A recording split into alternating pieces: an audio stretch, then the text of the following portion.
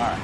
Now, I want to go on the economy. I'm going to put Iran aside. We're going to come back and revisit all these unconventional views in a few moments. But let's bring in good friends EJ Antoni, Heritage Foundation Chief Economist, Mike Faulkender, former Deputy Treasury Secretary, AFPI think tanker. So I want to just, I know it's a little bit in the weeds and there's numbers and heaven forbid, but I didn't understand today's numbers at all because you had a very, very strong business, Mike Faulkender, I'll start with you. Very strong business, huge business in the GDP report, also very strong consumer spending.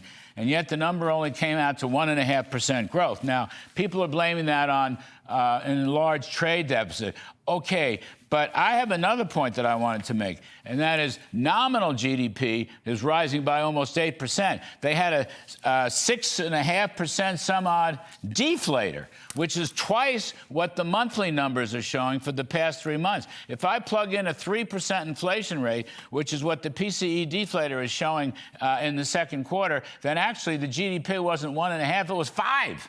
It was 5% growth. And no one's talking about this. And I don't know why the White House isn't out there talking about this either. If you deflate it correctly, you have a huge number. Trade gap or not, Mike Faulkender. So what's up with this?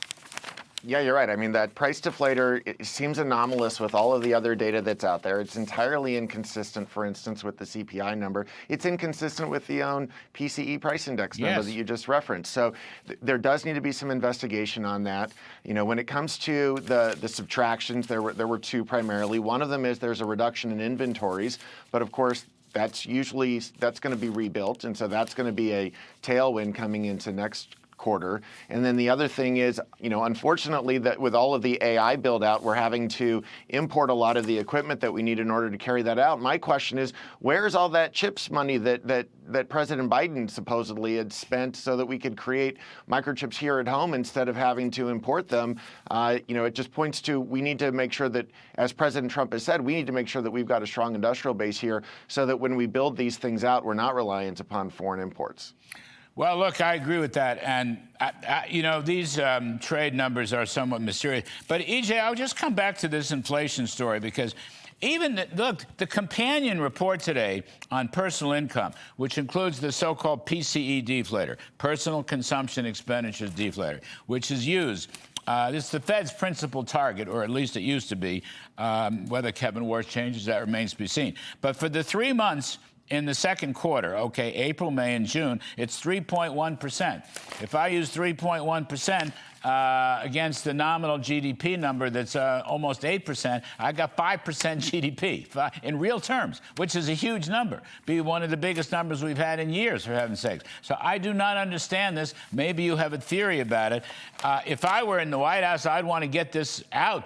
Because these are not, you know, I don't know how important GDP is. You can't touch it, you can't feel it, and you can't use it to buy anything in the store. But it does represent the sum total performance of the economy. And there's a big difference between 5, which is what I think the real number is, and 1.5, which is the published number. Well, Larry, some of it could just have to do with how those different price indexes are trying to measure different things. Your GDP, for example, price index is going to include all the different components, including international trade. But because that's not a price or those aren't prices, I should say, that are included in the PCE, the personal consumption expenditures price index, that might account for some of the difference there, especially with some of the volatility we have seen in terms of prices in international trade, like oil. I think actually the oil story is probably a big part of why business inventories had such a big drawdown last quarter, right? In response to the Strait of Hormuz being closed, we've been reducing the SPR. We've also been reducing private oil inventories, and those reductions at places like the Cushing, Oklahoma facility are showing up as a reduction in the private inventory component of business investment, which of course drags down your headline GDP number. But business investment is booming. That's another point. Business investment is booming. Take a look at these numbers. You're almost at 10% growth. Technology investment is booming. And whether it had to do with the soccer tournament or not, Consumer spending is booming. Everything's booming. I mean, the core rate is about 4% if you take out trade and inventories, for example. You see what I'm saying? They're all over the place. The top line is being reported, but underneath that, underneath the hood, you have an economy that's roaring. And what I don't understand is why the economic spokespeople in the White House aren't roaring about the roaring economy. Yeah, I think that the White House really does need to get out there and remind people just how strong things are. If people are out there spending 3% more on an annualized basis, if businesses are out there increasing investment by a nearly 10% amount, that's an indication of just how strong the underlying conditions are, such that people are confident to go spend and businesses are confident about the prospects for the future. And so all of those things, again, also can be linked back to policies that the administration has put in place. And so it's also an opportunity to remind the American people what the administration did on the Big Beautiful Bill, what it's doing on the deregulatory component, what energy independence actually means, and that's what's facilitating this kind of strong economic growth. So instead of getting into the weeds on some of these numbers, what they really need to do is focus on consumers are confident, they're out spending, businesses are making investments in the future. All of that portends well for the future of this economy. Yeah, let's not make it any harder than it needs to be. EJ, last one on this. Kevin Warsh, yesterday at his press conference. So he's saying, by the way, don't depend on the referee. Just watch the balls and strikes in the economy. And that's a very good message for guidance. But you know what else? He talks about other inflation measures. And I just want to put this out there. I'm not saying they're perfect, and I'm not saying that the Fed itself has decided yet what to do. But when you look at stuff like the trimmed mean, or the median CPI from the Cleveland Fed. That means chop off the high prices and the low prices, so you're just in the middle of the curve. Or the Dallas Fed. The 12-month change in the Dallas Fed median, their trim mean, is only 2.2%. That's all. The Fed's target is 2.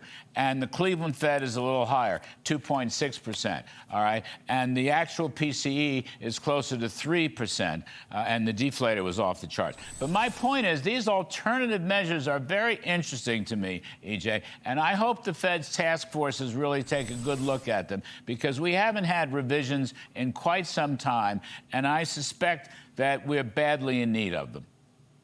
Larry, I think that's exactly right. And it's the whole reason why Warsh has put these task forces in place. I mean, you have all of these different measures of inflation, and for good reason. There's no perfect measure of inflation. But when you're seeing so many of these other pieces of data that are available, and they're varying so wildly from the official metrics, I think it's definitely worth taking another look, re-examining what we're using, why we're using it, what exactly we're trying to estimate here, and is there a better way to do it? Because the answer to that last question is pretty clearly yes. There are better alternatives, so let's choose the best one we have. These are, this stuff's coming from other Federal Reserve banks, the regional banks, so it's not, completely off the charts or totally out of the system. Anyway, gentlemen, message well. That's my message. Message well. White House, you should message well, too. All right, let's move right along here.